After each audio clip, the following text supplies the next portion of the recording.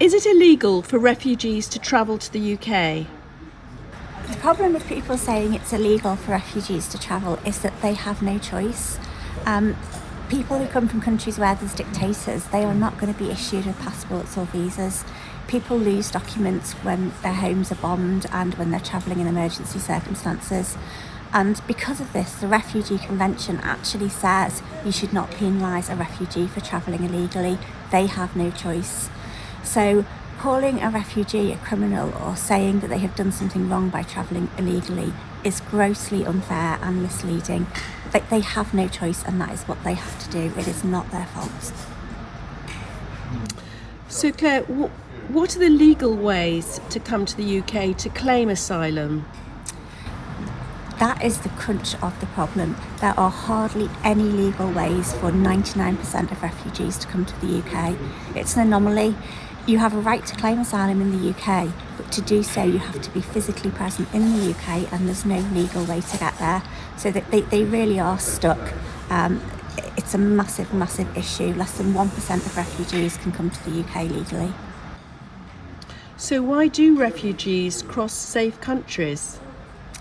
It's really important to know that the vast majority of refugees don't cross safe countries, but the problem with that is that it means that so many end up staying in countries like Italy or Greece, which are the first countries they come to, and then those countries are overwhelmed, so it's not a good system at all. If all the countries in Europe took a fair share of refugees, it would be so much better for everyone. The main reasons that people do continue to places like the UK are generally because they have family or friends here or other connections to our country, which completely makes sense. If you're going to integrate, then you're more likely to go to a country where you speak the language or where you have friends or family. When terrible things happen, we turn to our family. So it really does make sense that those things are a strong factor in decision making. So can you tell me a bit about what economic migrants is all about? Economic migrants is a terrible term that's been badly misused. As we move into the future and more people are affected by climate change, then there are going to be people who are leaving their countries because they are, for example, starving. And that's under the way that your life is at threat, so it's just as bad as it being a threat via war. At the moment, we get told very often that people in Calais are economic migrants, but that's not actually true at the moment. At the moment, all the facts and the data show that the vast majority of people in Calais right now are fleeing war or persecution. So at the moment, that term is being really misused. So Claire, can I ask you, can the UK afford to help refugees? I really hate that people think that refugees have to be a cost, because they don't. They don't come here wanting to live in hotels or be on benefits. They come here wanting to work and be part of our society. And if we just let them get jobs, then it's better for them. They can move on with their lives and they end up paying taxes and contributing. So they really don't have to be a cost at all. They can actually be a benefit. Diversity is a very good thing. And other people say, is the UK actually full? The UK most certainly is not full. Most people don't know, but 50% of the land in the UK is owned by just 1% of our population, and only 10% of the UK is actually urbanised. There is a lot of land out there that's just owned by rich people, and the rest of the population is not getting access to it. The problem isn't refugees, the problem is wealth disparity. There are very few rich people who own a lot of our country. And also, tell me why we have so many men as refugees. It's a great question. Why are more of the refugees men than women? And there's a couple of different answers to it. One is some of the reasons why they leave their countries. So in some countries in Africa, for example, young boys will be forced conscripted to be child soldiers. Depending on what stage the war is in, they might get asked to go and fight against people who they don't see as their enemies and they don't want to fight with.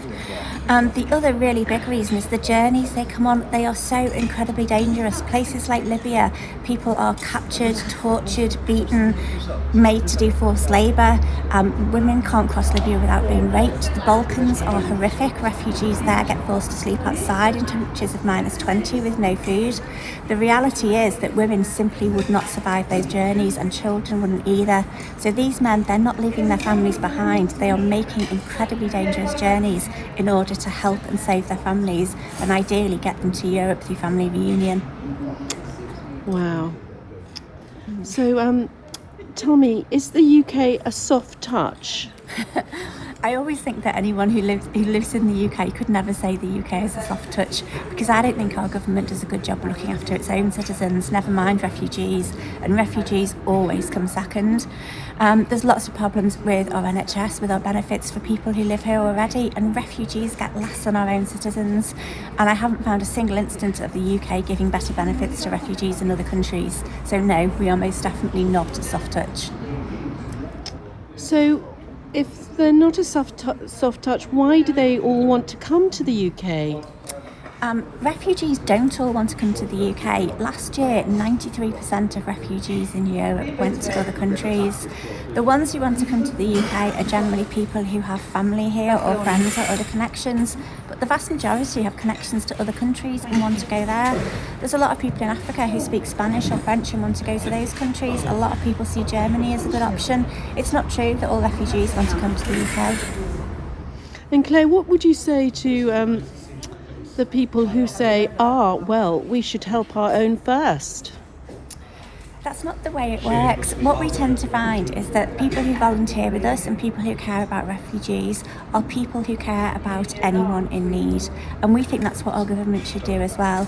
We think we either have a society that cares for vulnerable people and looks after them, or we don't. It's as simple as that. It's not a case of looking after one group or another. It's a case of caring about people or not caring about people. And finally, can I ask you about the big question of the Nationality and Borders Bill?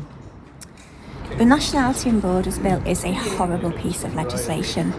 It's based all around the idea that refugees coming here are doing so illegally, but that's simply not fair. Refugees don't have a choice other than to travel illegally, and that does not stop them being a refugee, because it's not their fault. Being a refugee is about what you're running away from. It's not about how you run away from it.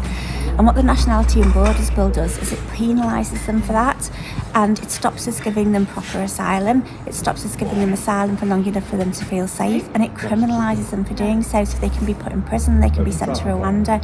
It is an absolutely horrible piece of legislation that goes against everything we did when we signed the Geneva Convention and when we signed the Refugee Convention in 1956, and I find it absolutely abhorrent.